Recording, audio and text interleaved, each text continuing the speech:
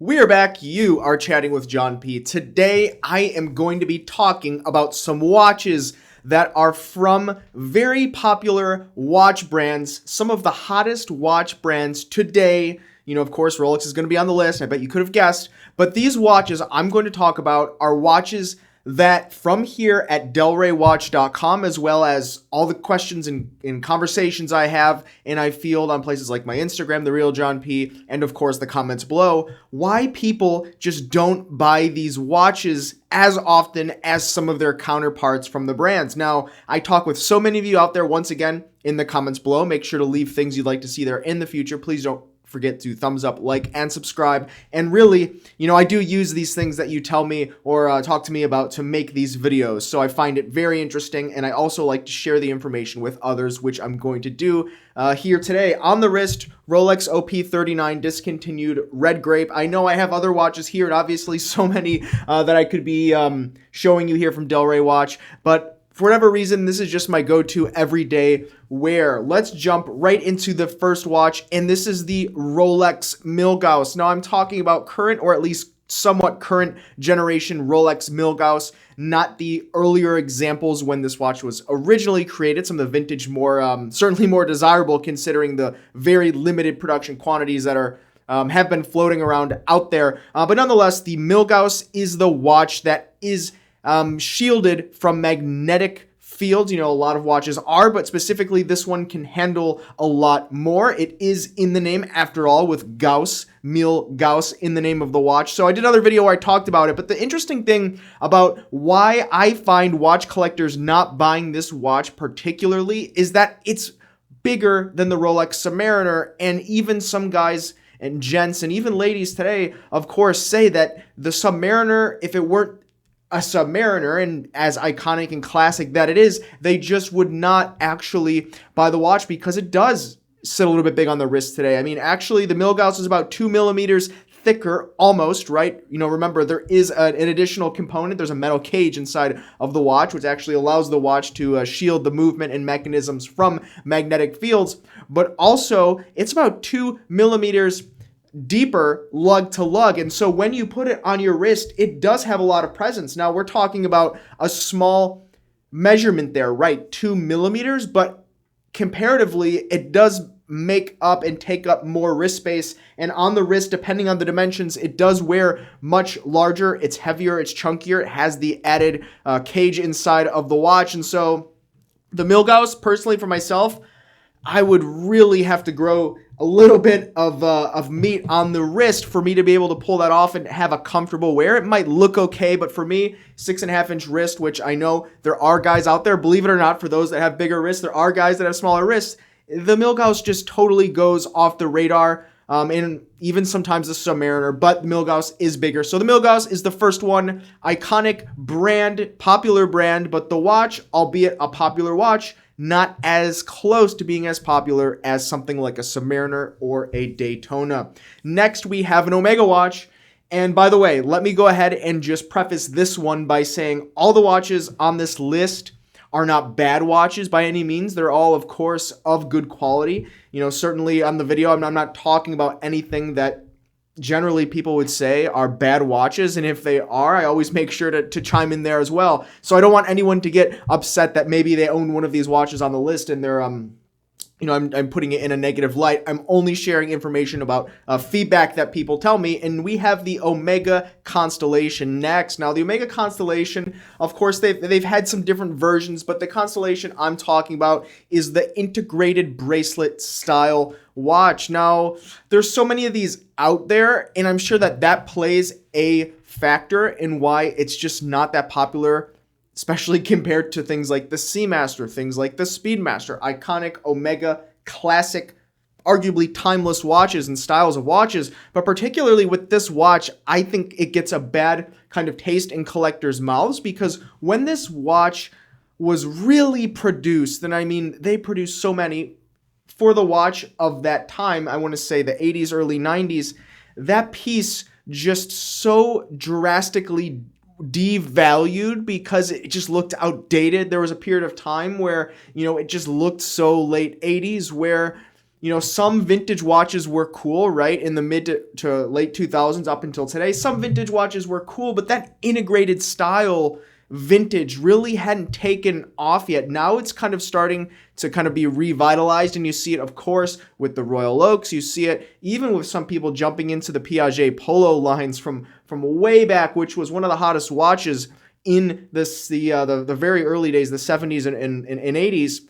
But running into this watch, it just looked outdated, so the prices tanked. And I mean, you could find, Omega Constellations on eBay and some of the other places like the forums for, $300, $400. Certainly when I was just getting into watch collecting 10, 11, now 12 years ago. So that watch left a really bad taste in collectors' mouths, in my opinion, and it's almost a watch that people laugh and joke around about. But I'll say that the current Constellation lineup from Omega has some extremely attractive options in spec, in line with all the other great things that Omega is doing today. And some of the dials that they have on the watches, I think, blow what they were doing back then out of the water. I would actually recommend that you check it out, because there are some people that I know are going to say, oh, it's a Constellation, but you look and you're like, wow, actually surprised. And we had this conversation in the office here with Federico and I and some of the others, and Carlos, our photographer, and John Hotchman as well.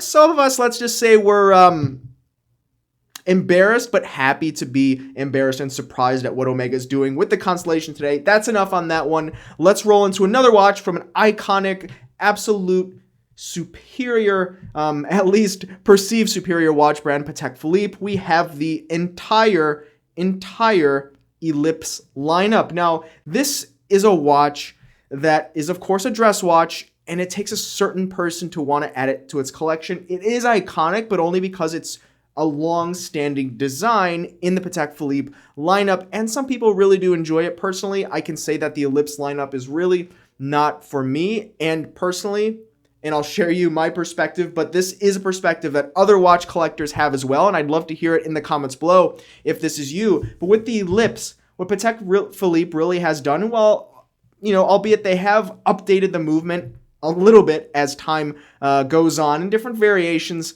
they've really just increased the case size and proportions to be a little bit more contemporary, though on the conservative side for the watch. And so you can look at an Ellipse from decades ago, and it is going to look exactly like an Ellipse that you would find in the last decade. And so when it comes to this watch and people are watch shopping and I talk with them and you look at alternatives, right?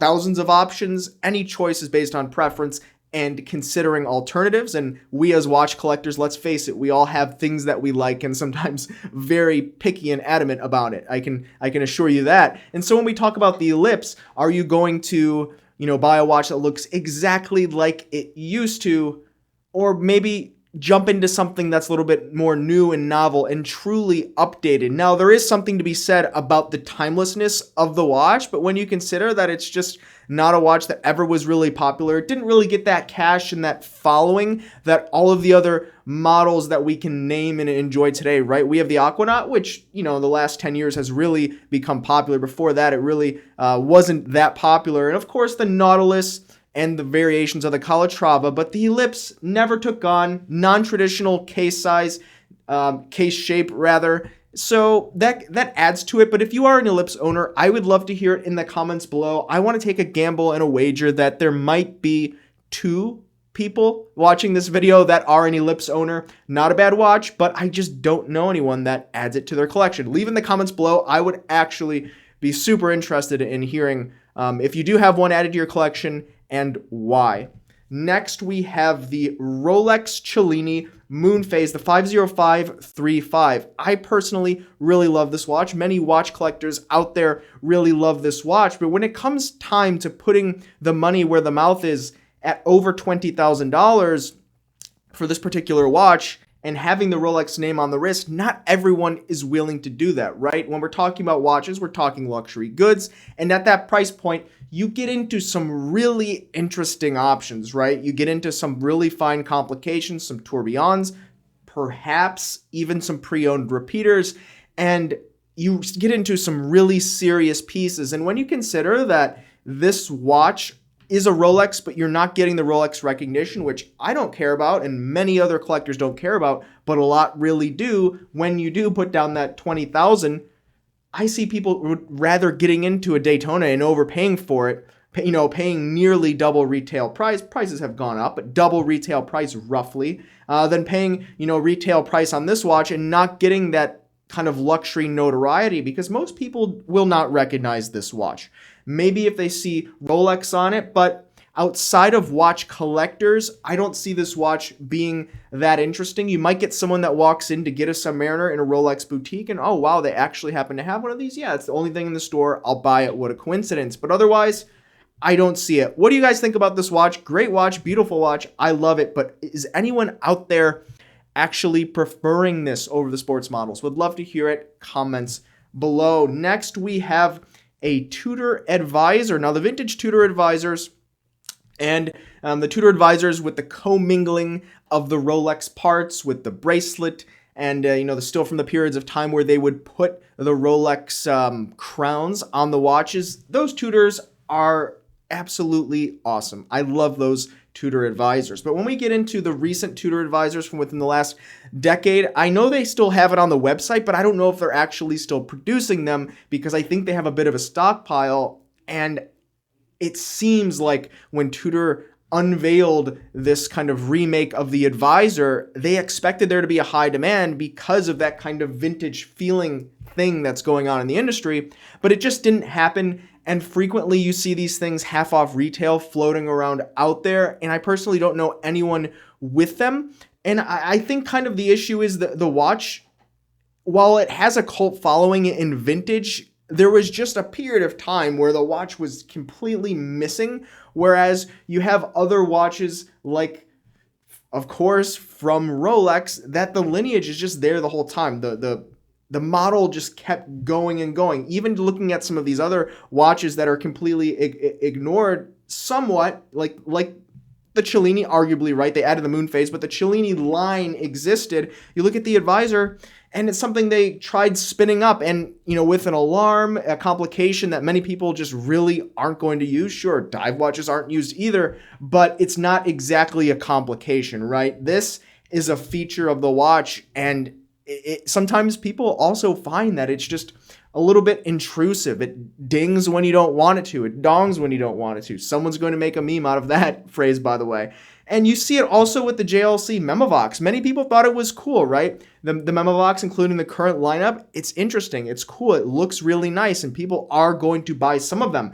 But compared to other things that JLC is offering, it's not exactly in the hot seat, though the brand is having a bit of a hot run. I don't know. What do you guys think about alarms in general? Love to hear your opinion on that as well. And lastly, a bit of a brand I like to bash on kind of a whole lot, though not so much recently, because I think they're doing a pretty decent job. And this is Breitling for Bentley.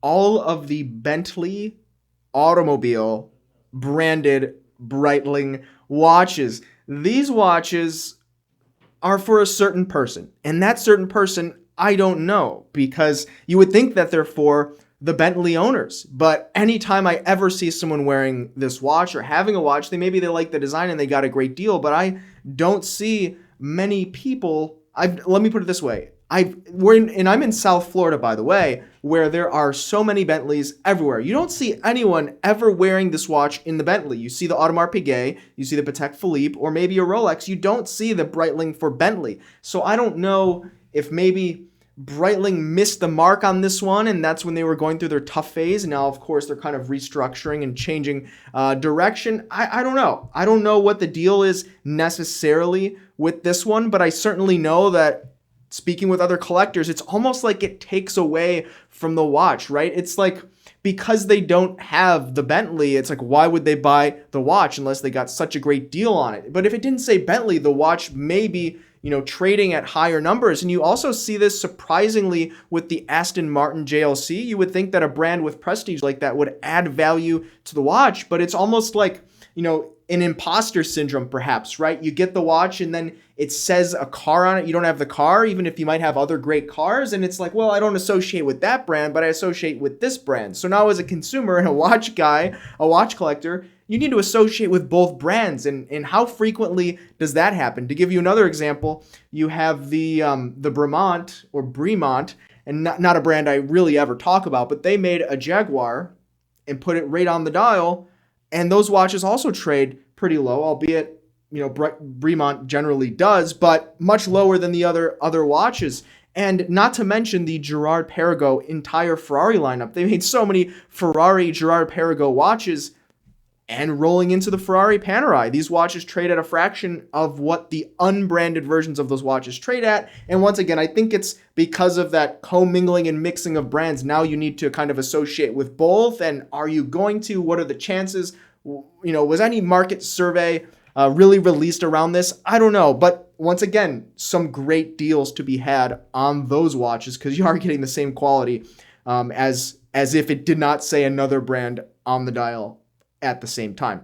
What do you guys think? Any other watches that you think are made by great brands that just don't get focused on like some of the counterparts do? I would love to hear it. Comments below. Please do not forget the thumbs up, like, and subscribe. I really do appreciate it. And check out delraywatch.com, where the team here and Fed and Jonathan are working around the clock, bringing very cool watches. I think we actually just got in a Daytona, a Submariner, and a bunch of other cool things I know many of you are looking for. We'll talk to you soon. Thanks, guys. You've been chatting with John P. Ciao.